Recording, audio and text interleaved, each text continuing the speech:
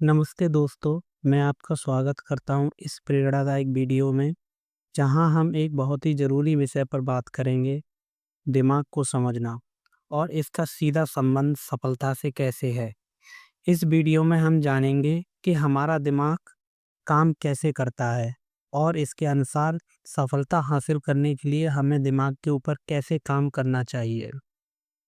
सफलता हासिल करने के लिए हम लक्ष्य निर्धारित करते हैं, लेकिन उसकी शुरुआत नहीं कर पाते हैं। अगर शुरुआत की तो उसे अधूरा छोड़ देते हैं या फिर उस लक्ष्य के रास्ते में हम भटक जाते हैं।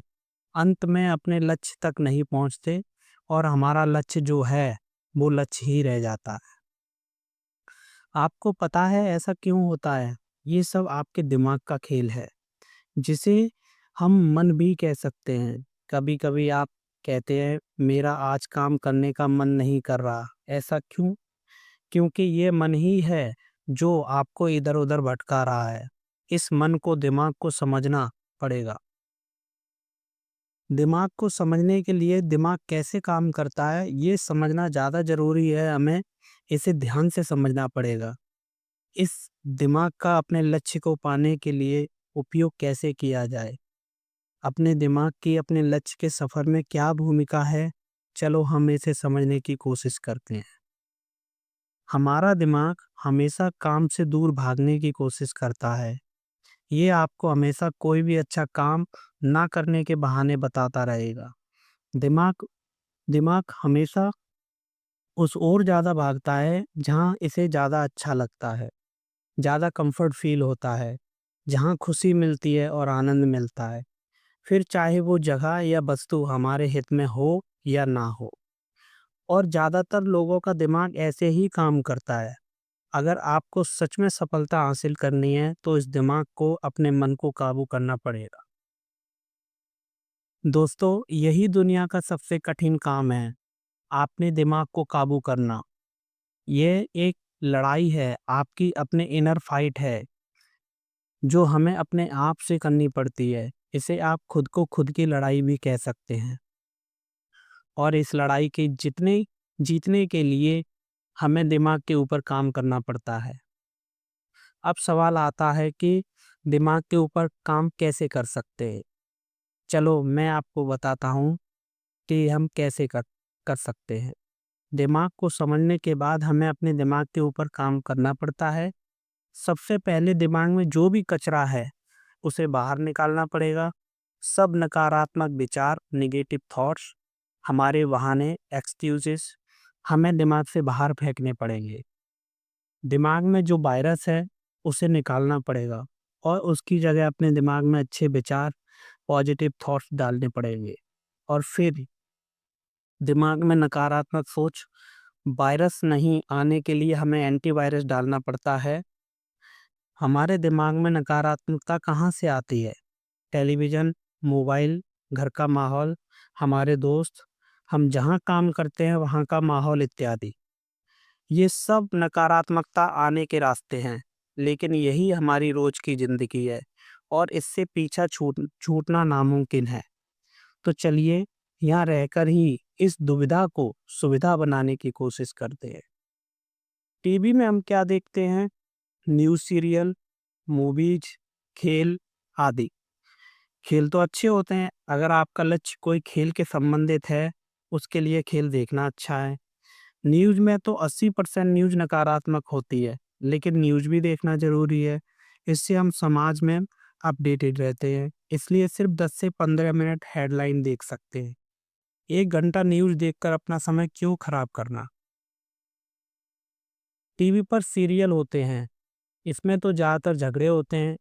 इसके जगह हम अच्छी फ़िल्म देख सकते हैं, जो आपको मोटिवेट करे। मैं किसी फ़िल्म का नाम नहीं लेना चाहता, लेकिन आप खोज करेंगे तो आपको बहुत सारी फ़िल्म मिल जाएँगी, जो आपको मोटिवेट करेंगी।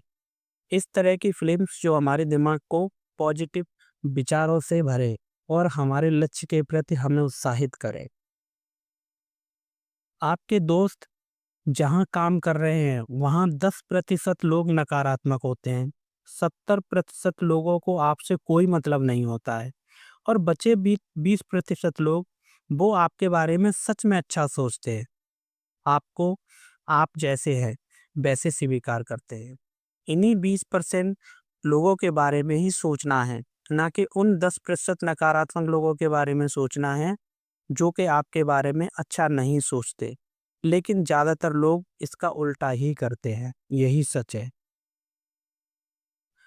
मोबाइल, इंटरनेट और सोशल मीडिया, इनकी तुलना आप आग से कर सकते हैं। जैसे आग हमारे जीवन में महत्वपूर्ण है क्योंकि इसका उपयोग करके हम खाना बनाते हैं, लेकिन हमने अगर लापरवाही दिखाई तो घर जल सकता है और कोई भी दुर्घटना हो सकती है। वैसे ही इंटरनेट, मोबाइल, सोशल मीडिया, ये भी हमारे जीवन में महत्वपूर्ण है, लेकिन इसका हमें हो सके उतना ही उपयोग करना चाहिए जितना हमारे लिए अच्छा हो। अगर हमने थोड़ी सी लापरवाही दिखाई तो हमारा जीवन जल सकता है और हमें पता भी नहीं चलेगा। अब मैं आपको बताना चाहूँगा दिमाग में एंटीवायरस कैसे डालें, जो हमारे जीवन को शांतिपूर्ण जीने के लिए बहुत ज़रूरी है। जैसे कंप्यूटर में वायरस नहीं आने के लिए एंटीवायरस डाला जाता है, वैसे ही हमारे दिमाग में एंटीवायरस की ज़रूरत होती है। कंप्यूटर की एंटीवायरस की वैधता कम से कम 1 साल की होती है, लेकिन हमारे दिमाग की एंटीवायरस की वैधता केवल 1 दिन की होती है। इसे फिर से चालू करने के लिए हमें कम से कम 10 मिनट मेडिटेशन करना ज़रूरी है। अगर आपको मेडिटेशन या ध्यान करना नहीं आता, आपसे ध्यान नहीं होता, तो आप सोने से पहले 10 से 15 मिनट मोटिवेशनल बुक पढ़ें या अपने लक्ष्य के अनुसार मोटिवेशनल वीडियो देखें, जिससे आप अपने लक्ष्य को हासिल करने के लिए जिस मार्ग पे चल रहे हैं, उस सफर में उत्साहित हासिल कर सकें। इसके पीछे ये उद्देश्य है कि रात को ऐसा करने से सोने के बाद हमारा सबकॉन्शियस माइंड, अवचेतन मन उस पर काम करता है। कम से कम 10 मिनट ध्यान करना बेहतर होगा और दोनों कर सकते हैं तो और भी बहुत अच्छा होगा।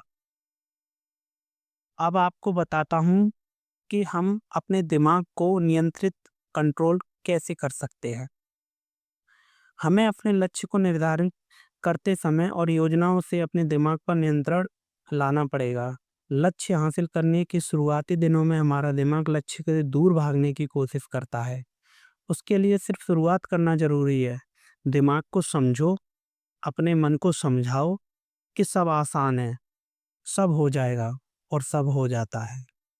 अपने दिमाग को खाली नहीं रहने देना है, कुछ ना कुछ क्रिएटिव करो। अगर अपने दिमाग को खाली रखोगे, वो किसी भी उलझन में फंस जाएगा और सोचता रहेगा और वह अपने आप गलत मार्ग पर निकल पड़ेगा। इस प्रकार हमें अपने मन को, दिमाग का ख्याल रखना है, क्योंकि जो इंसान अपने दिमाग को जीत लेता है, वो पूरी दुनिया को जीत सकता है। आशा करता हूँ आपका मेरा ये वीडियो दिमाग को समझो पसंद आया होगा। अब मैं आपसे विदा लेता हूँ। अगर ये वीडियो आपको पसंद आया हो तो इसे लाइक और शेयर ज़रूर करें। आपकी सफलता, शांति और आत्म जागरूकता की मैं कामना करता हूँ। नमस्ते।